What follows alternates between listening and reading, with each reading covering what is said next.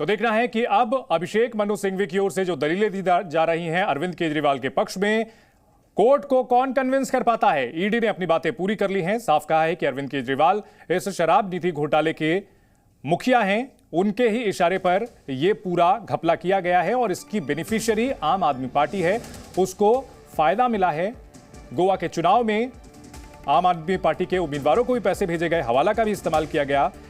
साथ ही साथ ईडी की ओर से कहा गया कि जांच में भी शामिल नहीं हुए अरविंद केजरीवाल, उनसे पूछताछ जरूरी है, लिहाजा उनकी रिमांड दी जाए।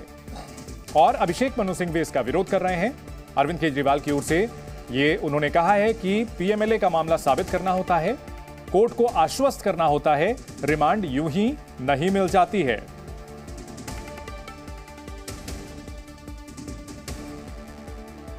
बलराम हमारे साथ लगातार बने हुए हैं। बलराम, ये पूछताछ का सिलसिला लगभग कितनी देर से चल रहा है और आगे कितनी देर अभी ये दलीलें चल सकती हैं, कोई जानकारी? देखिए, कोर्ट दोनों पक्षों को सुनेगा, उसके बाद ही कोई फैसला लेगा। सबसे पहले ईडी के जो वकील थे एसवी राजू, उन्होंने ईडी का पक्ष कोर्ट के सामने रखा और कई गंभीर आरोप लगाए।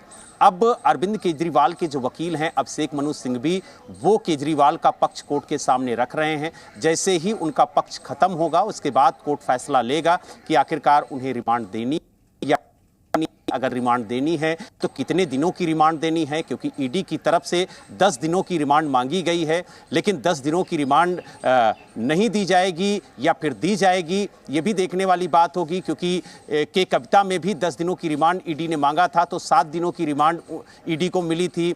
और अगर हम मनीष सिसोदिया की बात करें तो उनमें भी 10 दिनों की रिमांड ईडी ने मांगा था, लेकिन 5 दिनों की रिमांड मिली थी। तो अब देखने वाली बात ये, केजरीवाल के लिए 10 दिनों की ईडी ने मांगा है, तो कितने दिनों की रिमांड दोनों पक्षों को सुनने के बाद कोर्ट देता है। जी बिल्कुल, तो ये देखना है कि रिमांड कितने दिनों की मिलती है। इसी मामले में अरविंद केजरीवाल के पूर्व सहयोगी मनीष सिसोदिया पहले से जेल में हैं, दूसरे सहयोगी संजय सिंह भी जेल में हैं। बलराम, अगर बात की जाए मनीष सिसोदिया, जिन्हें लगातार जेल में रखा जा रहा है, उनको बेल नहीं मिल पा रही है अदालत से, अगर उनके खिलाफ मामला बनता है, और एक बड़ी खबर आ रही है वो अपने दर्शकों को पहले बता देते हैं। केजरीवाल के वकील सिंघवी की दलीलें लगातार सामने आ रही हैं। उन्होंने कहा है कि रिमांड अर्जी, गिरफ्तारी के आधार की कॉपी, केजरीवाल के वकील सिंघवी की दलील है।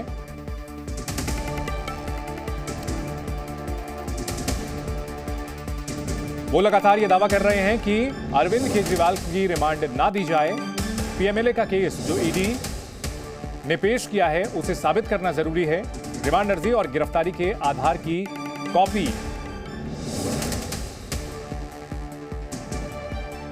मनी ट्रेल गिरफ्तारी का आधार कैसे, ये सवाल वकील सफाई अभिषेक मनु सिंघवी ने दिए हैं कि जो मनी ट्रेल है वो गिरफ्तारी का आधार कैसे है। केजरीवाल के वकील सिंघवी की यह दलील है कि जो मनी ट्रेल का दावा ईडी की ओर से किया जा रहा है वो गिरफ्तारी का आधार कैसे है, जबकि मनी ट्रेल पूछताछ का आधार हो सकता है।